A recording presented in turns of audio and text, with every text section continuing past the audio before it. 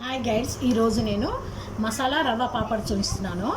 ఈ గ్లాస్తో ఒక గ్లాస్ రవ్వ తీసుకున్నానండి. ఒక గ్లాస్కి 7 గ్లాసులు నీళ్ళు పోసి పెట్టుకున్నానండి. 2 క్యారెట్ ముక్కలు, కరివేపాకు, కొత్తిమీర వేసి ఇలా నేను కలిపి పెట్టుకున్నానండి. ఇప్పుడు దీన్ని ఉడికించుకుందామండి. పైన పెట్టి ఉడికించుకుందామండి.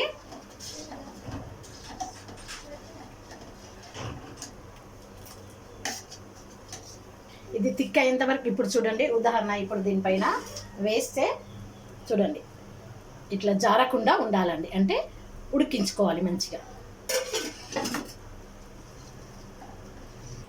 ఉడికిపోయింది. ఇది ఉడికింది కదండి. ఇప్పుడు చల్లారిన తర్వాత ప్లాస్టిక్ పేపర్ పైన వేసుకుందాం. చల్లారిన తర్వాత వేసి చూపిస్తాను. వేసుకుందామండి. ఇప్పుడు ఈ విధంగా వేసేసుకుందామండి.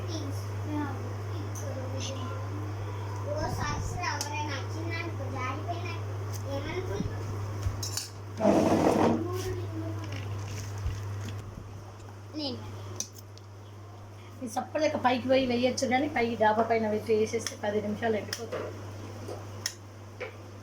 అటు గుంజుకో, కవర్ అటు గుంజుకో కొంచెం. నిన్న పెట్టిన రవ్వ పాపడాలు ఎండిపోయాయి చూడండి, ఫ్యాన్ గాలికి. ఇది చూడండి, కొద్దిగా పచ్చిగా ఉన్నాయి, మిగతా అన్నీ ఎండిపోయినాయి చూడండి. మసాలా రవ్వ పాపడాలు.